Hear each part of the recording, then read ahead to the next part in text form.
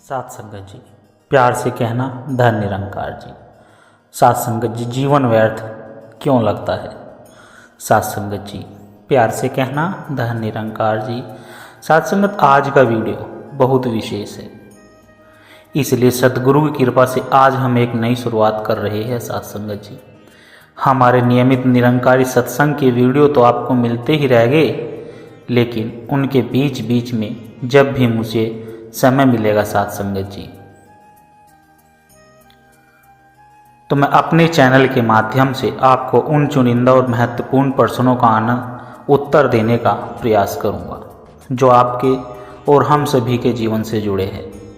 इसमें मैं अपनी समझ और गुरु के वचनों के आधार पर सात संगत आपसे बात करूंगा। यह है आज नई शुरुआत का पहला प्रयास। सात संगत, दास आशा करता है कि जैसे अतः प्रेम और आशीर्वाद आपने सत्संग वाले वीडियो को दिया है, वही प्यार आप इस वीडियो को भी देंगे।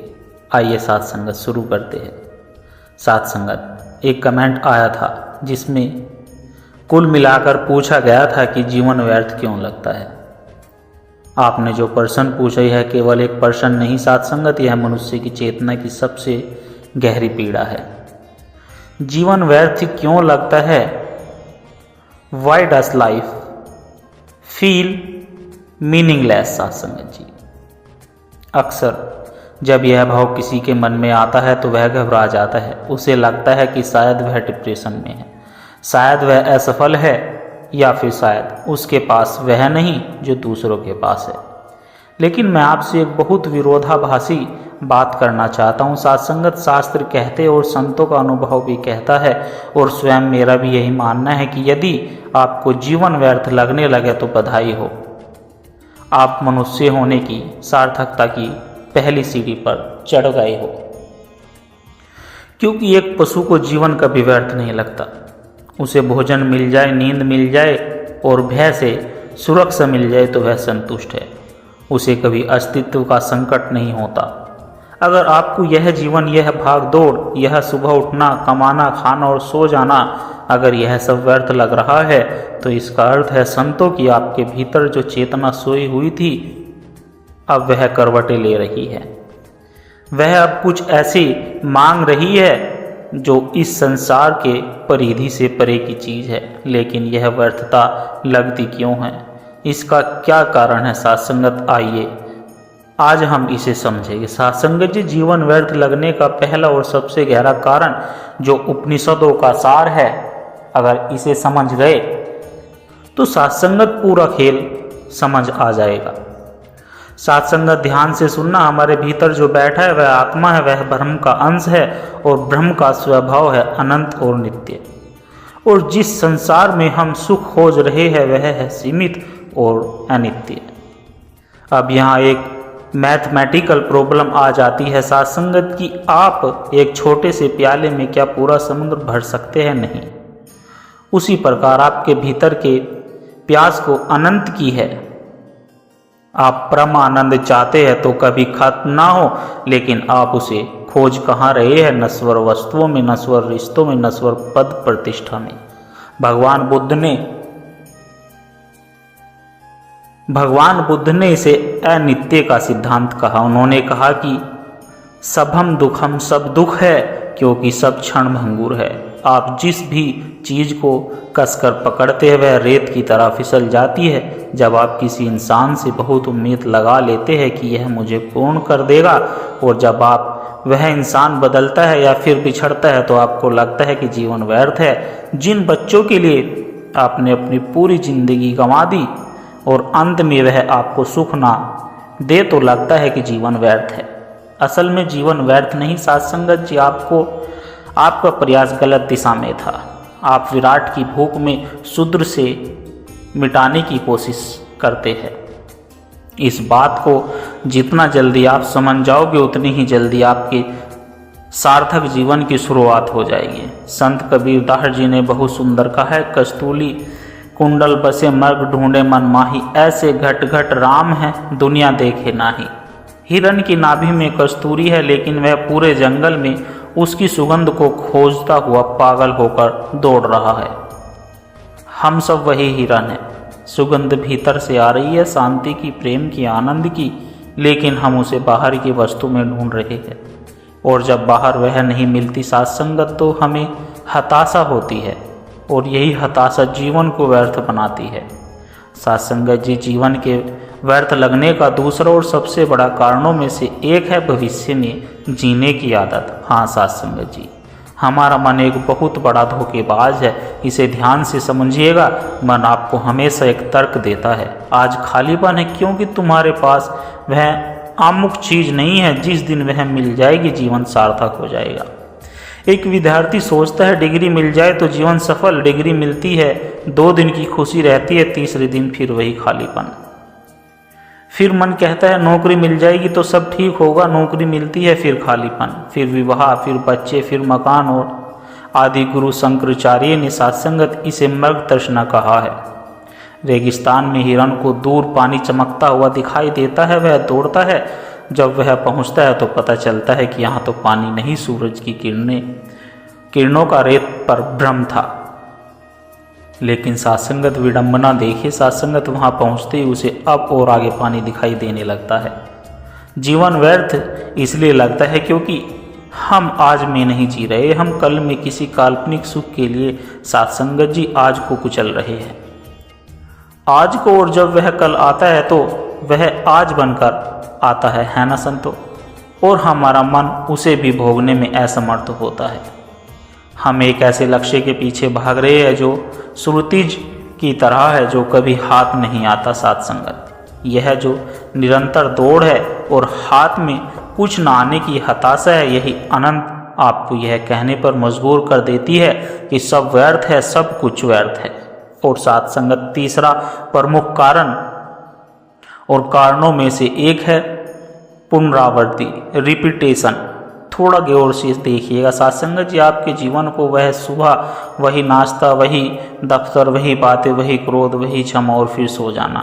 एक कोल्हू के बैल की तरह हम गोल गोल घूम रहे हैं। मनोविज्ञान कहता है कि मन को हमेशा नया चाहिए, लेकिन संसार में साथ संगत सब कुछ पुराना है। आप नई कार लाते हैं, 10 दिन में पुरानी हो जाती है। आप नए मकान में जाते हैं, 1 महीने में वैसा मान्य हो जाता है। जब तक जीवन में कोई उच्चतर उद्देश्य नहीं जुड़ता, तब तक जीवन केवल एक जैविक प्रक्रिया बनकर रह जाता है। जन्म बच्चे पैदा करना और मर जाना। जब एक बुद्धिमान व्यक्ति इस चक्र को देखता है तो उसकी आत्मा चीख उठती है कि क्या बस इतना ही? क्या मेरे होने का अर्थ बस इतना ही है? फिर उसे सत्य का पता चलता है और कहता है कि मैं इस मनुष्य जन्म को पाकर क्या करने आया था और क्या कर रहा हूँ। फिर उसे जीवन व्यर्थ लगता है। इसलिए संतो, यह जो जीवन व्यर्थ लग रहा है, यह कोई बीमारी या फिर डिप्रेशन नहीं, और ना ही दुखी होने की कोई बात है। यह तो इस बात का संकेत है कि आपके पुराने खिलौने अब आपको नहीं लुभा पा रहे हैं। जैसे बच्चा बड़ा होता है साथ संगत, उसे झुनझुने से खेलना व्यर्थ लगने लगता है ना साथ संगत? क्या बच्चा उदास है? नहीं, वह परिपक्व हो गया है। आप भी परिपक्व हो रहे हैं। यह व्यर्थता का भाव एक नियंत्रण है, परमात्मा द्वारा खटखटा रहा है कि जागो।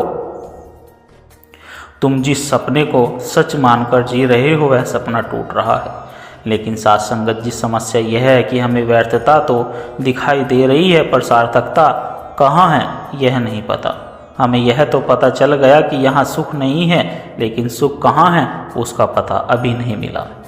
इसलिए हम बीच में लटक गए और यही पीड़ा है साथ संगत। तो अब प्रश्न उठता है कि इस व्यर्थता को सार्थकता में कैसे बदला जाए। संतों ने वह कौन सा मार्ग बताया जिससे इसी संसार में रहते हुए, इसी बाजार में खड़े होकर भी मुक्ति का अनुभव किया जा सके। साथ संगत, अधिकतर लोगों को जब जीवन व्यर्थ लगता है तो वह 2 गलतियां करते हैं। या तो वह नशा करने लगते हैं ताकि इस खालीपन को भूल सके, या फिर वह संसार छोड़कर भागना चाहते हैं। लेकिन भागने से कुछ नहीं होगा संतों। आप जहाँ भी जाओगे वहाँ अपना यही संसार से भरा हुआ मन साथ लेकर जाएंगे।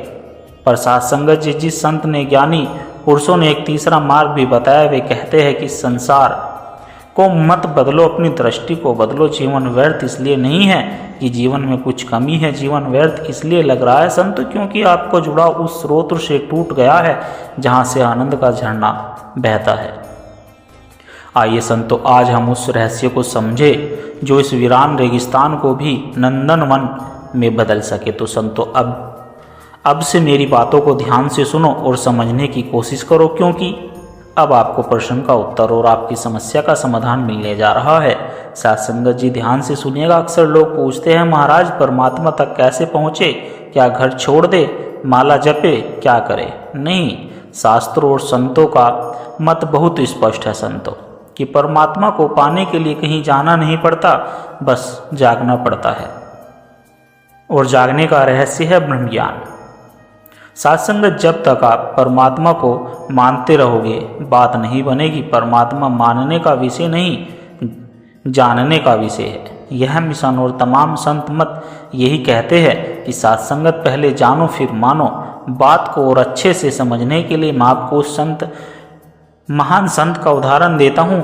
संतों जिन्होंने इस संसार की धूल में, इस काशी की गलियों में ताना बाना बुनते हुए उस निरंकार परमात्मा को पा लिया, वे थे संत कबीरदास।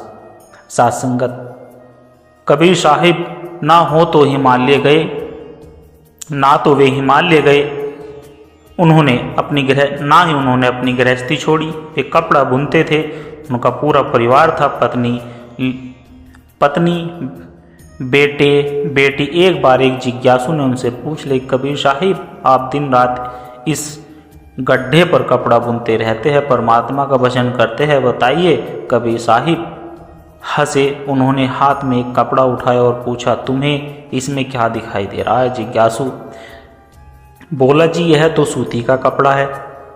कबीर ने एक धागा खींच दिया, कपड़ा बिखरने लगा। कबीर ने पूछा, अब क्या दिखाई दे रहा है बताओ? वह बोला, जी अब तो केवल एक धागा यानी कि सूत है। तब कबीर साहब ने, संतो जो कहा वह वेदों का सार है। उन्होंने कहा कि भले मानुस जैसे कपड़े के कण कण में केवल सूत यानी धागा ही, वैसे ही मुझे इस संसार के कण कण में केवल मेरा राम, मेरा निरंकार ही दिखाई देता है। मैं कपड़ा नहीं बुनता, मैं राम की चादर बुनता हूँ। कबीर साहिब ने कहा कि जो नैन में पुतली तो मालिक घट माही, मूर्ख लोग ने जानहा बाहिर ढूंढ जाही। अर्थात जैसे आँख में पुतली है वैसे ही वह मालिक निरंकार तुम्हारे भीतर और बाहर अंग संग विराजमान है, लेकिन मूर्ख लोग उसे सिर्फ बाहर ढूंढते हैं। तो सत्संगत मार्ग क्या है यह बताओ। मार्ग यह है कि अंधेरे में तीर चलाना बंद कर दीजिए। पहले तो जिस प्रकार कबीर को गुरु रामानंद मिले, जिस प्रकार मीरा को रैदास मिला, आपको भी जीवन में एक समय के सदगुरु की शरण लेनी होगी। गुरु वह नहीं जो आपके कानों में केवल ज्ञान फूंकता रहे, गुरु वह है जो आपकी तीसरी आंख खोल दे और आपको उंगली रख कर दिखा दे कि देख यह रहा वह निरंकार जो तेरे अंग संग हाजिर नाजिर है। वह आपको इस परमात्मा का अनुभव करवा दे जिसे आप ढूंढ रहे हो। लेकिन संतो, यहाँ एक बहुत बड़ी सावधानी की जरूरत है। आज दुनिया में गुरुओं की भीड़ है, तो असली मुर्शिद, असली सदगुरु की पहचान क्या है? इस बात को अपने हृदय की गहराई में उतार लीजिए। असली गुरु वह नहीं जो मंच पर बैठकर यह घोषणा कर दे कि मैं कोई अवतार हूँ, मैं कोई दिव्यात्मा हूँ, या फिर परमात्मा ने केवल मुझे चुना है और तुम सब मुझसे तुच्छ हो। जो अपने आप को तुमसे अलग बताए, अपने आप को महान और पूजनीय साबित करने में लगा रहे, समझ लेना कि वहाँ भी अहंकार की छाया बाकी है। असली सद्गुरु तो वह जो तुम्हारी आंखों में आंखें डालकर यह कहने का साहस रखता है कि प्यारे जो मैं हूँ वही तुम हो। तुम्हारे और अपने बीच कोई दीवार नहीं खड़ी करता, कोई भेद नहीं रखता। वह तुम्हें छोटा नहीं बनाता, बल्कि तुम्हें यह विश्वास दिलाता है कि जिस परम अवस्था को, जिस आनंद को मैंने प्राप्त किया वह तुम्हारी भी जन्म सिद्धि विरासत है। जैसे मैं हूँ वैसे तुम भी बन सकते हो। फर्क जाति का नहीं, फर्क शक्ति का नहीं, फर्क बस स्थिति का है संतो। वह कहता है कि मैं और तुम एक ही मिट्टी के दिए हैं, अंतर बस इतना है कि मेरी बातें जल गई है और तुम्हारी अभी बुझी हुई है। यह फिर यूं समझे हम दोनों में कोई अंतर नहीं है, बस मैं मंजिल में खड़ा होकर तुम्हें आवाज़ दे रहा हूँ और तुम अभी रास्ते पर चल रहे हो। असली गुरु वह है जो शिष्य को शिष्य नहीं रहने देते, अपने उसे अपने समान बना देते हैं। वह तुम्हें वैसाखियाँ नहीं देता, वह तुम्हें पंख दे देता है। कबीर साहब ने कितनी अद्भुत बात कही है। गुरु मानुष कर जानत ते नर कहिए। अंध अर्थात जो गुरु को केवल शरीर या फिर व्यक्ति मानता है वह अंध है। अंध है क्योंकि गुरु कोई शरीर नहीं होता। सत्संगत गुरु एक तत्व है, एक प्रकाश, और उसका एकमात्र उद्देश्य है तुम्हारे भीतर सोए हुए उसी प्रकाश को जगा देना। इसलिए उसकी तलाश करो। सत्संगत जो तुम्हें अपना भक्त बनाने ना आए, बल्कि जो तुम्हें तुम्हारी ही आत्मा का सम्राट बनाने आए, जो तुम्हें तुमसे ही मिलवाने आए, वही सच्चा सतगुरु है। सत्संगत जी, जब ज्ञान का अंजन आंखों में नहीं लगता तब तक यह संसार ही दिखता है ना संतो। लेकिन जैसे ही सतगुरु की कृपा से ब्रह्म ज्ञान होता है, यह संसार निरंकार का रूप हो जाता है। फिर आप दुकान पर बैठोगे तो ग्राहक में भी वही दिखेगा, आप घर में खाना बनाओगे तो खाने में भी वही दिखेगा। साथ संगत कबीर जी कहते हैं कि लाली मेरे लाल की चित देखो तित लाल, लाली देखन मैं गई मैं भी हो गई लाल। यही वह अवस्था है संतो, जहाँ जीवन की सारी व्यवस्था समाप्त हो जाती है, जब मैं मिट जाती है और केवल तू ही तू रह जाता है। सत्संगत, इसलिए इधर उधर भटकने की जरूरत नहीं है। जरूरत है उस पूर्ण महापुरुष को खोजने की जो आपको इस निरंकार प्रभु से मिला दे। जिस दिन यह मिलन हो जाएगा, आप इसी गृहस्थ में रहते हुए, इसी कीचड़ में रहते हुए कमल की तरह खिल जाएंगे। फिर जीवन बोझ नहीं भक्ति बन जाएगा। फिर हम श्वास सिमरन हमारी हर श्वास सिमरन बन जाएगी संतो। यही संतों का सनातन मार्ग है। इसी पर चलिए, जीवन सार्थक हो जाएगा। अंत में सत्संगत एक परम सत्य को अपने गांठ में बांध कर ले जाइए। संसार में मत पथ और संप्रदाय अनेक हो सकते हैं, विधियाँ अलग हो सकती है, रास्ते भी अलग हो सकते हैं, यहाँ तक कि गुरु और उनका मार्गदर्शन भी अलग हो सकता है। लेकिन याद रखें संतो, मंजिल हमारी एक है और वह मंजिल है उस परम सत्य, इस निरंकार परमात्मा में विलीन हो जाना, जहाँ से हम आए हैं। तो अब इस व्यर्थता को मिटाने के लिए आपको केवल 2 मुख्य कार्य करने हैं। यही आपके जीवन का निचोड़ है। पहला कार्य है संतो सत्संगत खोज। सबसे पहले उस सिद्ध महापुरुष को खोजिए, उस स्थित प्रज्ञा को ढूंढिए जो अपने निज स्वरूप में स्थित हो चुका है। ऐसे ब्रह्म स्वरूप गुरु के शरण लीजिए, जिसने केवल किताबों में परमात्मा को नहीं पढ़ा, बल्कि जिसने परमात्मा को जिया है, जिसने अपनी प्यास बुझा चुकी हो। केवल वही आपको पानी पिला सकता है। जब ऐसा पूर्ण गुरु मिल जाए तो फिर अपने मन में और मन के तर्कों को अपनी शंकाओं के द्वार पर छोड़ दीजिए और स्वयं को उनके चरणों में समर्पित कर दीजिए। दूसरा काम है संतो चलना, उनके बताए मार्ग पर चलना, उनके वचनों पर पूर्ण विश्वास करके आगे बढ़ते रहिए। सत्संगत, एक सच्चा गुरु आपको कभी बीच रास्ते में नहीं छोड़ेगा। उसका वादा है कि वह आपको उस अवस्था तक, उस ऊंचाई तक खींच कर ले जाएगा जहां वह स्वयं खड़ा है। वह आपको भक्त बनाकर नहीं छोड़ेगा, वह आपको परमात्मा से एक करके ही दम लेगा। बस सत्संगत, इन दोनों बातों को मेरी मान लीजिए, एक सच्ची पहचान और दूसरा सही समर्पण। जिस दिन यह दोनों घटना घट गई, मैं आपको विश्वास दिलाता हूँ सत्संगत, उस दिन के बाद आप कभी यह प्रश्न नहीं पूछेगी कि जीवन व्यर्थ क्यों है, बल्कि तब आनंद में नाचते हुए कहेगी कि जीवन धन्य है, जीवन सार्थक है, क्योंकि बिना गुरु के सत्संगत राम और कृष्ण भी अधूरे हैं।